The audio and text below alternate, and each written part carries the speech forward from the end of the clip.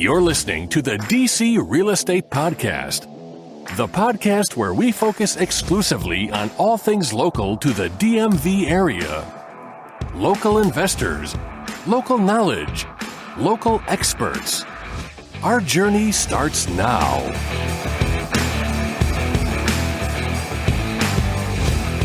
Welcome to this week's of the DC Real Estate Podcast. My name is Russell Brazil. I'm an associate broker with Arlo Real Estate. I'm Sara Frank. I am an agent with Arlo Real Estate on Russell's team, the District Invest Group. And this week we've got an awesome guest with us to talk about one of the most pertinent things in the marketplace today. Hi, I'm Jessica Greene from Loan Depot. Yeah, so Jessica is one of my preferred lenders. She's an awesome lender, great rates, great reasonable fees. So if you guys need a lender, reach out to her. But one of the things we got going on in the marketplace today that's on everyone's mind is rising interest rates. And that is something that is affecting your business, I would think, quite a bit, Jessica. Yes. So tell us what's going on with rising interest rates. I think in the market nowadays, you're seeing a huge disruption with the higher interest rates as opposed to 2020 and 2021, where we saw record lows. So although it's not as high as it was previous years, it's still pretty high now compared to what we saw last year and the year before. Yeah, certainly a big jump in probably, less than a month, less than 2 months. Yes. We've gone from, what were the lows just a few months ago? I mean, at the end of last year, you're still looking at the 2s and the 3s. And then come the beginning of this year, things look a lot different. Yeah, 5s, 6s for investors. Yes. It's been quite a shock to the system, but it does not seem to be cooling the market down at all, really. No, we're still seeing multiple offers on houses. It's not slowing down with listings. Buyers are still out there. We're still doing refinances because obviously there's divorces still happening. People are still renovating their houses. I'm shocked to hear that you still get some refinance business going on. Mm-hmm. So, as you said, it sounds like things like divorces happening. That's going to happen regardless of market conditions. Exactly. So the world keeps on turning. Yeah, and especially when it comes to renovations or people are doing cash out refis, because even though the rates are higher, if you're doing your taxes and you have a tax lien, the interest rate on your house is cheaper than what you're paying in late fees and interest for the tax. Oh, interesting. So what's a rate on a cash out refi looking at like these days? And obviously, whenever I'm asking a particular rate, everyone's getting a different rate based on their credit, their debt to income. So I'm just kind of talking in big picture, big picture overview. You're looking in the 5s. 5s? That's still not too bad. Yeah, we're definitely not in the 2s or the 3s anymore. Occasionally you get like high 4s, but mostly in the 5s. Okay. And what's a good way to phrase this question? I forgot what I was going to ask. I was going to say that we talk a lot about how the market's softening just a little bit, and then maybe these new rates will be the new normal, and we'll start to see demand start to pick back up a little bit. People who are kind of freaking out, they were looking for a house. We've had a few clients, and they're like, oh, we're going to pump the brakes for now, but hopefully. Yeah, have you had any buyers that have been pumping the brakes, washing out from your client base? Yes and no, because I think everyone is also waiting for the market to quote unquote crash and houses to like plummet in pricing. And that's just not something that we're looking at nowadays, because with Dodd-Frank and all the rules, this is the first time that rates have risen since Dodd-Frank. So we're looking at different regulations happening, and the market's not necessarily going to crash because, as you've seen this year, the house prices are still going up. And they're going up still very, very quickly. We have a huge supply and demand problem. So the idea with raising rates is to try to weaken demand, but that has not happened. And it certainly doesn't help with the supply side. If anything, rising rates are hurting the supply side, because now if you had a seller who was thinking about trading up, for instance, now they're looking not only a higher price point to buy the next property, but they're looking at a significantly higher interest rate than they may have in their existing home, locking them into place, putting further downside pressure on supply, which is just exasperating our inventory problem. Yeah, I think people that were thinking about selling are now thinking, okay, maybe I'll wait for them to go back down again, because what goes up must come down. It's just the way of the market. It's the nature. Right now we're seeing it's a little scary, but that's where you adapt. And people are leaning towards HELOCs instead of cash out refis. And we just rolled out a HELOC program. So instead of doing, first liens, we're also doing HELOCs now and really expanding in the market so that you can adapt to this change. Yeah, so this is the first time Loan Depot is doing HELOCs? Because I didn't even know you guys had that product. Mm-hmm. So what's the HELOC product look like then? It is a second lien, and it depends on credit score, loan program, those types of things. But basically, it's a better program if you're going to redo your house, if you're looking at prime rate instead of interest rates based on. So is it just floating with the prime rate, or is it prime rate plus a certain percentage rate? I think it's prime plus a quarter. That's pretty good. Mm-hmm. And what's that, like a 10-year amortization? Yeah, there's different programs, obviously. Okay. So if you have more questions, feel free to reach out to me. Yeah, I think that in just alternate loan programs, I think Jake Ryan said at our meeting yesterday, people are looking at ARMs again, whereas, we haven't had an ARM client in a while. I have one now. She's under contract on a condo, but I saw ARM and I was like, I haven't seen that in a while. ARMs are looking more appealing nowadays because, it's a shorter time frame with that rate and pricing is a little better. And then you have people that are going to refi out of them when there's a refi boom again, and you can refi to a 30-year fixed or a 15-year fixed, depending on. So have you seen an uptick in buyers using adjustable rates then? Yes.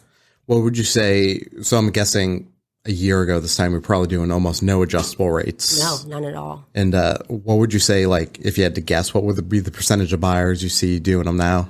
A majority of people I talk to ask me about ARMs. Okay. Because they want to know ARMs versus a 30-year fix to see what rate they can get and how it works and that type of thing, because it's just more appealing. What would you say the general discount on the interest rate is on the ARM? And obviously it depends on whether it's 1 year, 3 year, 5 years, 7 years, whatever. It's such a tricky question because everyone is so different, and every program, between the 10, if you do a 10-year ARM, you're looking at a good rate in the 7 and the 10.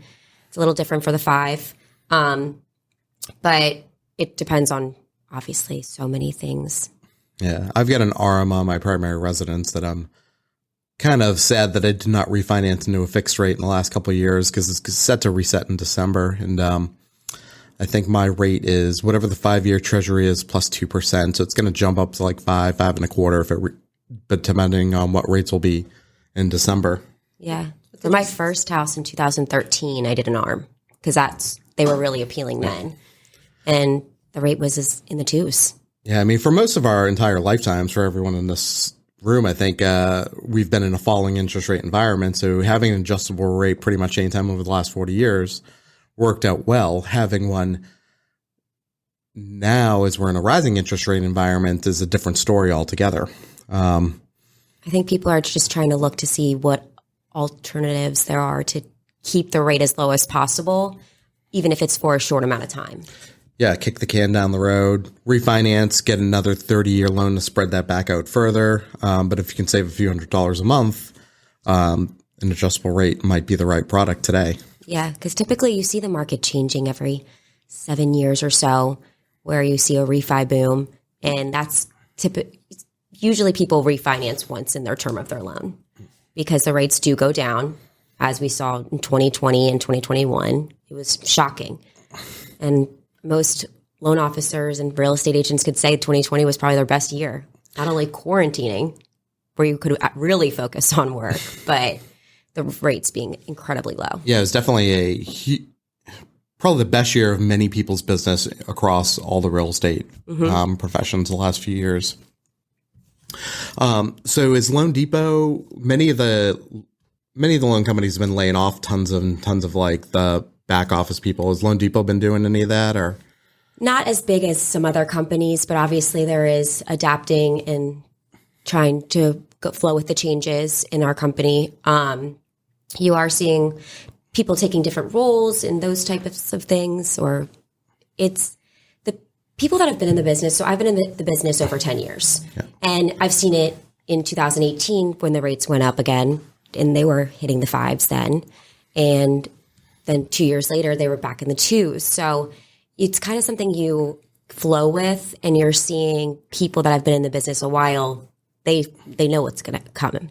They know you're going to see a rise in rates and then things slow down a little bit. But honestly, it hasn't slowed down that much for me in 2022. And do you think that's because, like a lot of your clients, I assume, since you work with a lot of agents, you're working with new buyers that are constantly coming into the market? Mm-hmm. I don't know if you've had much of a refi business. I think a lot of people that have been heavily dependent on the refinance business, who are not constantly doing purchases, are probably the people getting more hurt and getting flushed out of the business. Yeah, and you're definitely still seeing refis. Obviously, as I said, divorces, also tax liens. Business owners that are trying to invest more into their business are doing cash out refis or HELOCs. Obviously, a HELOC is more beneficial rate-wise and everything if it's for home improvement. And you're seeing a lot of, I don't know, it's a change, but it's also a good change because something's got to give. You can't just have it 2% interest rates forever. Yeah, and as I've been telling a lot of my clients, what the rates are now are still lower than when I bought my first bunch of properties. This is really just starting to work its way back towards a normal interest rate environment, right? As opposed to really just the free money that we've had the last, 5 years or so. Exactly. Russell says to say that to the clients, to ease their concerns. But I got my house at 2.5% interest rate, so no one's feeling bad for me. Yeah. I'm like, well, my parents, your parents probably got it at 10 or 12 or 15%. Like, just try to think of it that way because interest rates come and go. But I can't tell anyone, Well, it's funny. The older we get, the more we sound like our parents, right? Because I'm like, I remember when I was borrowing at 6%. Yeah. It's the same thing as like your parents say, like, I remember when I was borrowing at 15%. Yeah. I work with my mom and we work on a team together, and she was telling me that their first house was, I think it was 9 or 10% with 3 points, and they thought they were getting the deal of a lifetime. Yeah. And now if you tell someone like 1 point, they're, what? There's a point? People hate points. Yeah. I'm one of those people. I'd rather pay a higher interest rate than pay a point. Yeah, and what I'm telling my clients now, especially with builder deals, because I have had these clients for a year, so they have seen the lows and they're now seeing the highs. But you can always, if you invest in your home now, you can always do a cash out refi later and get that money back to invest. It's definitely a very popular strategy with our client base. Our client base really likes cashing out as your values move up, cashing out that money and then redeploying it to a better use. Exactly. So it's more, I advise people that when they're like, should we put down the lowest amount or 20%? And I'd say if you want your payments to be lower, put down the 20% because values are still going up. So when the rates do come back down, which there's always a refi boom, you can get that money out and invest it in another home, investments, those types of things. And rates should come back down once the inflation rate comes back down, right? Yes. And so inflation rate for the month just got released. What was it? 8.9%, I think. That sounds right, yeah. Yeah, and that had tapered off from the month before where it was about 9.2. I think it came down a little bit. And this inflation is being measured against, it's a year over year reading each month. And last year's prices on everything were down so much because of COVID. And so it's really not even a real reflection of what reality is, right? So energy prices are up 80%, but energy prices had also plummeted 50% because of COVID. So when we look at like a 3-year average, the inflation rate is not nearly as high as people think that it is, but certainly the numbers are shocking, and that shocks bondholders then who want a larger return on those bonds, and therefore they are lending out that money to, through the mortgage market at higher rates. But as we get past sort of these ultra low prices from a year ago being measured against a higher price this year, we should start to see the actual inflation rate tick down probably in the fall when the prices weren't as dramatic last fall on the low end. I would imagine that we should see lower inflation numbers in the later part of this year, and that should lead to, I don't want to say low interest rates, but lower than they are today. I think it also is, if you look around, gas rates are up, gas is higher, food's more expensive, interest rates are higher. It's just the nature of the market right now. And we should, right, be able to put our money into a savings account and actually earn a higher interest rate, especially if we're locking them into a CD, because some of that CD money is actually getting lent out as loans at higher interest rates. So it's all very cyclical, I guess. Yeah, and it's not, I feel like the consumer confidence dip is because of these crazy headlines like we discussed yesterday about the one that's like foreclosures up 130% or something, but in reality, it's because they were so low last year. But people, all they read is, myself included, that first headline. They're like, oh, it's coming, there's going to be this big bust. Yeah, that's a great point. So the headline was foreclosures were up, I think, 132%. And so, but when we measured it in the units foreclosed per month, we went from about, I think, 10,000 foreclosures a month to 25,000. But the normal amount of foreclosures is 50 to 90,000 in a month. So even though we're up double from last year, we're still 30, 40, 50% lower on foreclosures than pre-COVID. So the media likes to create headlines that get clicks, but that fear is not really a proper reflection of what's happening in reality. But it plays a part in the mind of the consumer, right? Because the consumer doesn't know that we went from 75,000 foreclosures a month down to 10,000. Now we're up to 25,000. Well, yeah, and as agents, we see that every day when someone tells you, I'm just going to hold off and wait, buy a foreclosure. Like, okay, all right. Yeah. Good luck. Circle back next year. Yeah. Because buying power, pricing's just going to keep going up for now. So buying power is going to get smaller and smaller and smaller. Yeah. Hopefully the rates start to go back down. But I think the demand's still going to be high just because people are seeing a higher interest rate. So they're like, why would I sell my house at a 2.5 rate and then pay 5% for a smaller space? Yeah. That costs more. It'll lock them into place. They won't sell. They'll redo their kitchen and stay put. Yeah. And that's certainly one of the problems I'm having in generating seller clients over the last year is, someone's at a $600,000 house and would normally trade up to 800 and 900. Well, they can't find anything anyways. So they just stay put. They redo their kitchens, they redo their bathrooms, they put an addition on the house, and then they don't move. And now that's one less seller. And that just repeats itself over and over and over again. Yeah. That's where those HELOCs come into play. yeah, those so upgrades. we get a lot of questions actually about differences between doing a cash out refi and a HELOC and kind of what that looks like for different types of consumers. I don't know if you want to talk about that at all. It depends, obviously, on equity, those types of things. A cash out refi would benefit you if it depends how much you have in the house of equity. So if you have a ton of equity and you're looking to do a HELOC, that's something that's more short term and you can continue to borrow from it. Where a cash out refi is a set amount. So you can either leave your HELOC open or you can close it out after that time period, borrow again.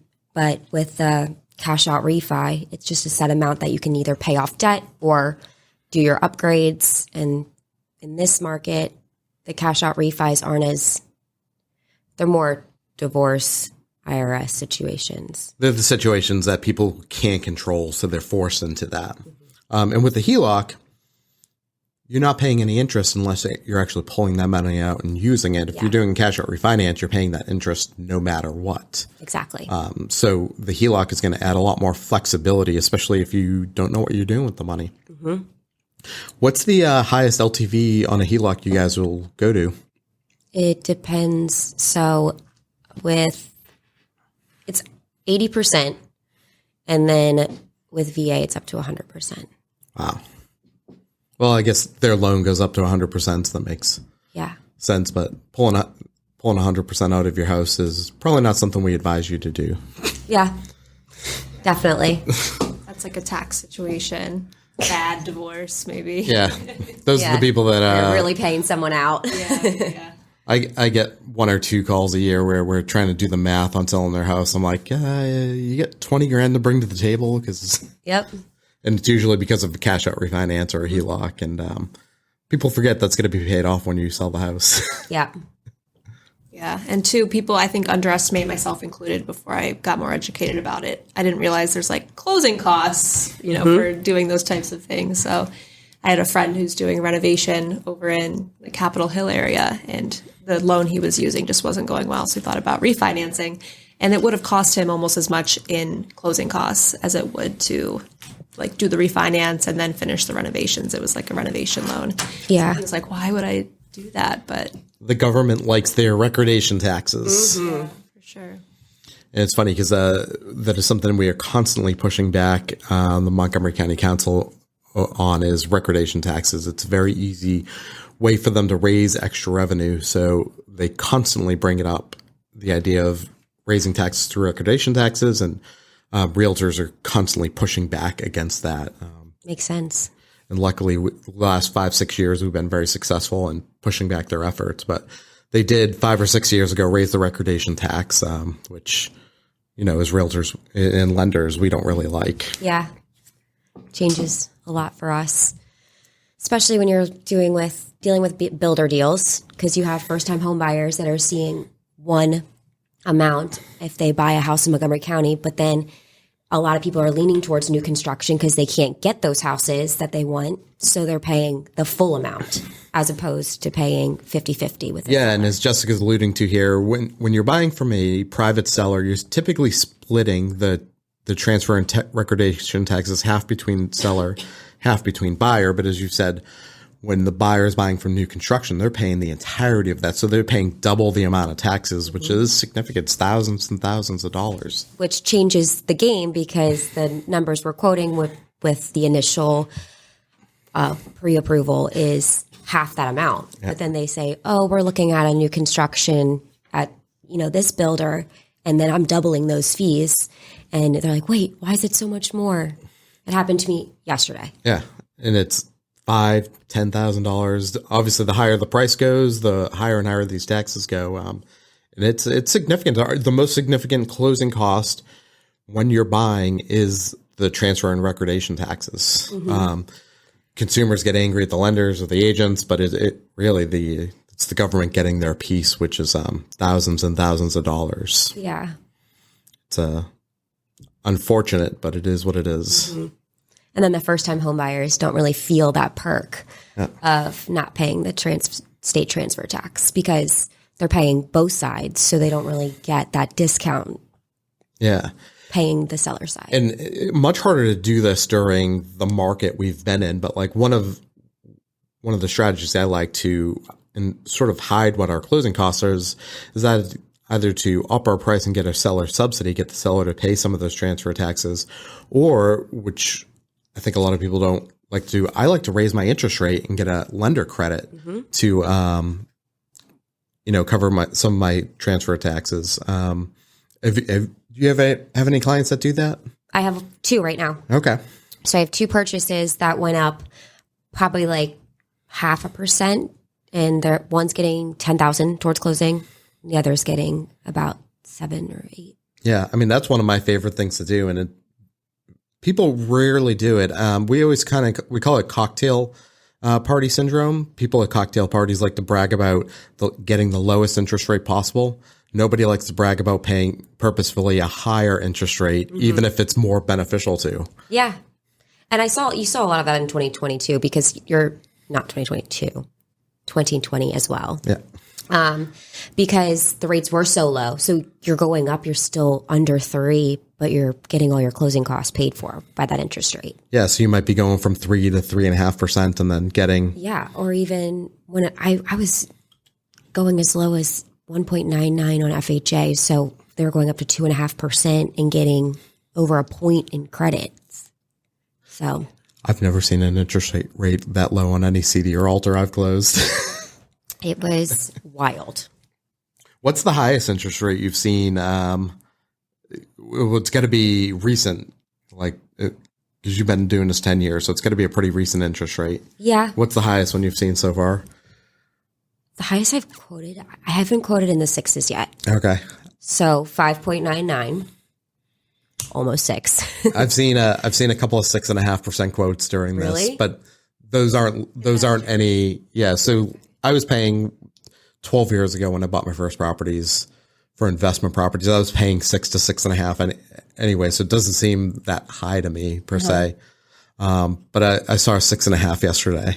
Yeah, with investors, I like to tell them you can obviously put as little as 15% down, but that's where you're going to see the sixes. But if you hit that 25% down price point, you're going to see in the fives. So you're going to have a way lower rate than if the minimum amount. It's just like if you have the minimum credit score, you're going to have a higher interest rate than if you have. Yeah, and you mentioned there the 15% down. So a lot of people don't realize an investor can do 15% down. They're just kind of really getting screwed on the interest rate when they're doing that. But that is your minimum down to do a Fannie or Freddie loan is 15%. Yeah. And then with our FHA loans, we go as low as 520 credit scores. 520? Yeah, for FHA and VA. I didn't even know credit scores went that low. So between 520 and 580, you have to put down 10%. But obviously it's a riskier loan, so a little more skin in the game. Yeah, I would say a 520 credit score is a pretty risky loan. That's probably not getting paid back, right? Well, it depends because you do have people that don't have credit. Yeah. So they have a credit card and that's getting used to the minimum, or they've never had a car payment. You know, younger clients, you see that a lot where they need to build a little credit to get there. But it does happen where you are in the 520, 580 range. And for VA, it's still 100% financing. There are reserve requirements and stuff like that, but that makes sense. Mortgage insurance, right, or anything that's less than that 20%. It's for FHA. Oh, FHA is it. FHA has mortgage insurance for the life of the loan. Yeah. Right. I'm keenly aware of that. I have an FHA loan. That's just my goal is to like get to the point so I can refinance and get rid of that. It's well, maybe your 2.5% with your PMI might be still lower than what you'd refi into right now. Yeah, absolutely. And I'm an agent now, so I can't refi anyway. I did this big play to renovate and create a bunch of equity in this house, and now I can't touch the equity, but it's there, maybe, for now. 2 years. Yeah, well, who knows where it's going to be in 2 years. It'll be up. It'll be up, hopefully, yeah. Yeah, when we increase the money supply from 13 trillion to 22 trillion, that's inevitably going to cause a lot of inflation. Inflation is going to cause the value of that property to go up. But of course, everything that we have to pay for is also going up, right? So so it's one way to look at it is our property value going up and helping us build wealth? Yes, but we're also spending more on our cars, spending more on our food, more on our gasoline. Yeah, it's going to take a while to get this. I think inflation will come down a little bit towards the end of the year, but it's still going to be a decade-long problem of inflation, I believe. So a good time to get a Tesla. Well, it's funny. I was trying to talk Omar out of buying a Tesla yesterday. Why out of buying one? We'll talk about it off there. For the tax benefits? I don't know if they are heavy enough. Probably not, right? I feel like electric cars are lighter than... Yeah, a BMW X6 qualifies. That's like that really ugly, long one, right? No, it's like my old SUV. Sorry. Oh, I didn't think it was ugly. It was not ugly. I'm saying, sorry, I thought it was the ugly one. Oh. Okay, yeah, that makes sense. So, Jessica, tell people where they can reach you and where they can put in a loan application with you. I have a website. It's www.loandepot.com/Jessica Greene with an E at the end. Or on Instagram @JessieGreene or Facebook. Yep. And she'll definitely answer you on Instagram. She always answers me when I got questions because I always forget that I have your phone number saved so I could text you, but I was IGDM instead. Mm-hmm. I get a lot of those. Yeah. All right. So we'll see you guys next week, and thanks for listening.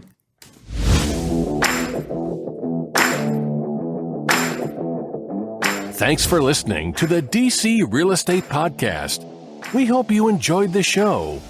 If you want to contact the hosts, reach out to them at info@dcrealestatepodcast.com.